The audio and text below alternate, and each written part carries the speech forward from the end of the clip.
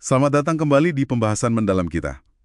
Oke, kali ini kita bakal gali bab 4 dari Crossing the Chasm. Nah, ini soal keputusan yang penting banget, nentuin titik serangan. Gimana sih caranya milih satu ceruk pasar yang spesifik buat jembatan kita nyebrang ke pasar arus utama? Betul, ini langkah fundamental ya. Teorinya kedengarannya simpel aja, kerahkan semua sumber daya, fokus buat dominasi satu segmen pasar yang sempit. Secepat mungkin. Tapi prakteknya ini sering jadi ya keputusan paling alot gitu buat inovator teknologi. Alot? Kenapa alot? Ya, bukannya fokus ke niche itu ya strategi dasar pemasaran kan? Karena gini, ini tuh keputusan yang risikonya tinggi banget, tapi datanya minim. Istilahnya high risk, low data decision. Anda kayak bertaruh besar di pasar yang belum Anda kenal betul, dengan produk yang juga belum terbukti di situ. Nah, celakanya kalau cuma ngandelin data kuantitatif, kayak proyeksi ukuran pasar gitu, itu seringnya menyesatkan di fase ini. Bisa jadi kayak fata morgana aja. Oke.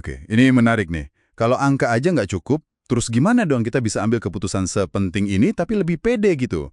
Rasanya agak kayak lompat di tempat gelap ya? Kuncinya adalah kita perlu geser sedikit.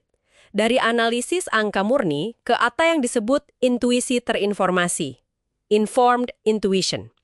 Ini penting, ini bukan sekedar firasat kok ya, tapi kesimpulan yang ditarik dari pemahaman mendalam. Pemahaman atas apa? Ya atas beberapa gambaran kunci atau fragmen data kualitatif yang kaya makna. Intuisi. Tapi terinformasi. Oke, berarti ini bukan tebakan liar ya? Lebih ke kemampuan baca pola gitu, dari pengalaman, observasi mendalam. Bukan cuma soal feeling aja. Tepat sekali. Fokusnya itu di kualitas pemahamannya, bukan kuantitas angkanya. Kita nyari pemahaman yang klik, yang benar-benar terasa pas, yang rezonan gitu. Nah, terus gimana caranya kita dapat pemahaman berkualitas itu? Dari mana datangnya informasi buat intuisi tadi? Caranya bukan lihat segmen pasar yang abstrak, di awang-awang. Tapi kita harus bangun karakterisasi target pelanggan yang hidup banget, lewat skenario. Jadi kita harus bisa bayangin individu yang nyata, orang beneran, dengan masalah nyata yang mereka hadapi sehari-hari. Skenario maksudnya kayak cerita detail gitu ya? Betul, detail banget. Siapa aja sih yang berlibat kalau mau beli produk ini? Terus, gimana persisnya satu hari dalam hidup mereka? Tapi sebelum ada solusi dari Anda, apa sih frustrasinya? Apa yang pengen mereka capai tapi kok susah banget? Apa kerugian ekonomisnya? Nah, terus coba bayangin bedanya setelah solusi Anda itu hadir. Gimana cara baru mereka kerja? Apa yang bikin solusi Anda itu sukses buat mereka? Imbalan nyatanya apa? Kebayang. Misalnya nih, bukan cuma bilang desainer interior perlu lampu unik, tapi cerita soal desainer X yang lagi pusing 7 keliling, klien VIP-nya nolak semua opsi lampu ready-made. Deadline udah mepet banget. Nah, terus printer 3D Anda datang, bikin dia bisa cetak desain custom sendiri, kliennya suka. Fokusnya ke rasa sakit spesifik itu dan solusinya. Persis. Skenario yang kayak detail kayak gitu tuh ngasih kita rasanya pasar yang sebenarnya. Nah, kalau Anda udah punya beberapa kandidat skenario potensial, langkah berikutnya ya evaluasi ketat. Gimana tuh nyaringnya? Kan bisa jadi ada beberapa skenario yang kelihatannya oke semua. Ya, kita uji aja tiap skenario pakai beberapa filter krusial. Ada 4 faktor utama nih yang bisa jadi penghalang mutlak, istilahnya showstoppers. Pertama, ada nggak alasan kuat untuk membeli? Compelling reason to buy gitu. Masalahnya itu harus cukup mendesak sampai pembeli nggak bisa nunda lagi.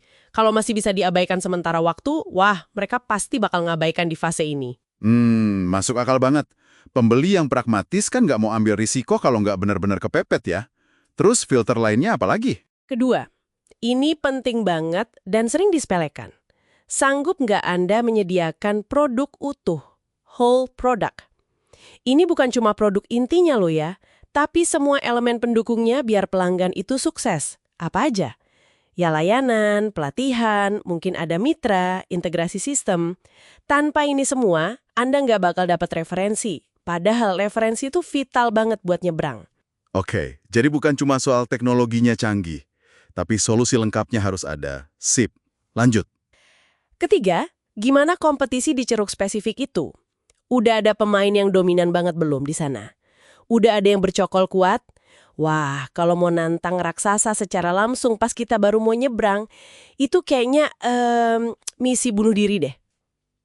Keempat, ada nggak mitra dan sekutu yang bisa Anda gandeng? Buat apa? Ya buat melengkapi produk utuh tadi. Jarang banget loh perusahaan bisa nyediain semuanya sendirian. Wah, ini benar-benar mengubah cara pandang ya. Jadi, bukan melulu soal potensi pasar di atas kertas yang angkanya gede, tapi lebih ke kelayakan strategisnya dan kemampuan kita sendiri buat benar-benar menang, mendominasi ceruk itu dengan sumber daya yang kita punya sekarang. Gitu ya? Tepat sekali. Ya, faktor lain kayak harga, positioning, distribusi, itu juga penting, nggak dipungkiri. Tapi empat tadi itu saringan awal yang paling kritis. Kalau skenario Anda gagal di salah satu titik ini, ya, saran saya sih lupakan aja, cari yang lain. Lebih baik gitu. Oke. Terus katakanlah nih, setelah evaluasi ketat tadi, kita punya mungkin 2 atau 3 kandidat yang lolos semua filter. Kelihatannya bagus semua. Langkah terakhirnya gimana? Pilih satu. Udah, satu aja. Terus, komitmen penuh ke sana. Nah, ini bagian yang seringnya sulit secara emosional, tapi krusial banget. Tujuannya tuh bukan nyari ceruk yang paling sempurna secara teori, bukan. Tapi memenangkan ceruk yang udah Anda pilih itu. Fokus total ke satu titik pendaratan itu jauh lebih efektif daripada nyebar sumber daya tipis-tipis ke banyak target sekaligus. Jadi intinya nih ya, fokus laser dan komitmen habis-habisan pada satu titik serangan aja. Dan milihnya itu bukan berdasarkan data pasar yang di permukaan doang, tapi pemahaman yang benar-benar mendalam soal masalah spesifik pelanggan plus kesiapan kita ngasih solusi utuhnya. Iya, persis. Milih pantai pendaratan pertama ini ibaratnya kayak milih lokasi DD pas invasi. Penting banget, salah pilih bisa fatal akibatnya.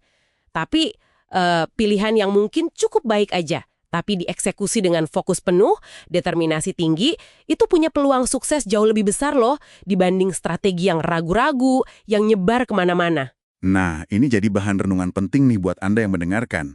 Dalam upaya Anda sekarang, coba deh pikirin lagi, apakah Anda udah benar-benar mengerucut ke satu titik serangan yang jelas? Udah ada komitmen penuh buat mendominasi di sana? Atau jangan-jangan Anda masih tergoda ngejar beberapa target sekaligus? Yang akibatnya malah bikin sumber daya Anda tersebar terlalu tipis, justru di saat paling kritis buat nyebrangin jurang itu. Coba direnungkan lagi deh.